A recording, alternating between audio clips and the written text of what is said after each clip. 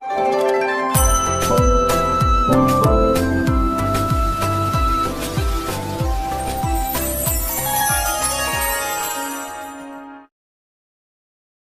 जगन्नाथ मो दिवाकर दास आपण मानक प्रणाम करुच्ची। आज आलोचना करिया रुद्राक्ष जदि आप धारण करुँच आपन को कौन शुभफल मिले। जदि आप निजर राशि अनुसार रुद्राक्ष धारण करने चाहते तो आप राशि अनुसार रुद्राक्ष धारण करेंगे, किंतु एमती किसी रुद्राक्ष रही जहाँ आपण को धन को दुई गुण कर जदि आप धारण करुँच। जदि आप एकमुखी रुद्राक्ष पिंधुंट यह सर्वशुभ सर्वमंगल और भोग और मोक्षर प्राप्ति है। एकमुखी रुद्राक्ष आप धारण कले यही सब आपंकर लाभ होता है। दुईमुखी रुद्राक्ष जब धारण कर समस्त प्रकार कामना पूर्ण हुए। जदि आपण मन में किसी कामना रही परिपूर्ण होने आप दुईमुखी रुद्राक्ष धारण करूँ। जदि त्रिमुखी रुद्राक्ष धारण करुँच आपंकर विद्यार उन्नति हुए आ सहित शारीरिक असुस्थता दूर हुए। चतुर्मुखी रुद्राक्ष जदि आप धारण करते आप समस्ते आपणकर वशीभूत हो जाते। आपणकर जदि कौन लोक कथा मानुनी आप चाहते मो बसरे रहू आप चतुर्मुखी रुद्राक्ष धारण करूँ। चतुर्मुखी रुद्राक्ष धारण कर जदि जुआड़े भी जाती आपणकर लोक मैंने आपण कथार ही रहते। तापर पंचमुखी रुद्राक्ष धारण कले सब प्रकार कार्य सफल मिलवा सहित यह विद्यार उन्नति होता है। विशेष भाव में मीन राशि व्यक्ति विशेष मानक पंचमुखी रुद्राक्ष बहुत काम दे था। तापर षडमुखी रुद्राक्ष धारण कले वाणिज्य व्यवसाय जो मैंने दुकान कर निश्चिंत भाव में षडमुखी रुद्राक्ष धारण कर कहीं वाणिज्य व्यवसाय उन्नति आपणकर होता है षडमुखी रुद्राक्ष धारण कले। तापर सप्तमुखी रुद्राक्ष धारण कले विभिन्न दुर्घटना आपणकर रक्षा मिलता है। विशेष भाव में मकर राशि धनु राशि कुंभ राशि व्यक्ति विशेष मान सप्तमुखी रुद्राक्ष निज राशि अनुसार धारण करने दरकार। अन्य माने सप्तमुखी रुद्राक्ष धारण करेंगे जहाद्वारा से दैव दुर्घटना रक्षा पाई। तापर अष्टमुखी रुद्राक्ष धारण कले प्रेम और वाणिज्य आपणकर लाभ हुए।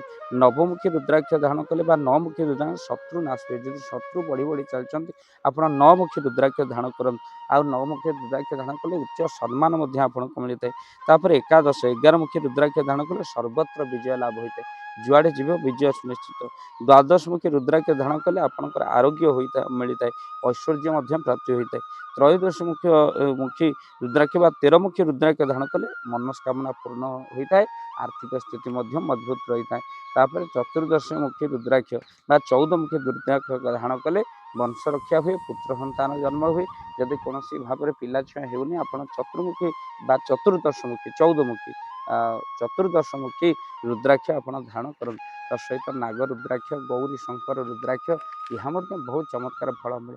आपको आप केवल मस्तक जब छुईकी प्रणाम करती नाग रुद्राक्ष यह बहुत सुफल मिले। आप रुद्राक्ष धारण कला बेले ओम नमः शिवाय जप कर मद मांसठू दूरे रुहन। जदि ओरिजिनल रुद्राक्ष आप राशि अनुसार नापी चाहूँ स्क्रीन चलता नंबर आप निहाती भाव में कॉल करूँ। आम आपण पोस्टाल एड्रेस आपको पठेबू ओरिजिनल रुद्राक्ष जहाँ आपंकर बहु कार्य लगे। डुप्लिकेट रुद्राक्ष गुड़िक बजा जहाद्वारा ठकामी आप शिकार हो पार। जदि ओरिजिनल रुद्राक्ष आप धारण करने चाहते स्क्रीन चलता नंबर निहाती भाव में कॉल करूँ। वीडियो को बहुमात्रा शेयर करेंगे। चैनल जदि नुआ चैनल को सब्सक्राइब कर दिखाँ। जय जगन्नाथ जय पंचेश्वर जय जगन्नाथ। धन अर्जन धर्म करी धर्मे प्राप्त नरहरि। आपण उपार्जित धन को जदि धर्म कार्य लगेवाई चाहूँगी किसी असहाय असुस्थ व्यक्ति पाखे आम प्रतिदिन पहुँचू आउ किसी सहयोग करूँ। जदि आपणकर से गुंडुची मूषा भली दान से कार्य लगे चाहूँगी स्क्रीन रे चली ए नंबर रे एबे कॉल करंतु। आमे दबु आपन को फोन पे नंबर आपनकर जेतिकी समर्थ रही सामर्थ्य अनुसार आपण प्रदान करेंगे आपनकर अर्थ राशि।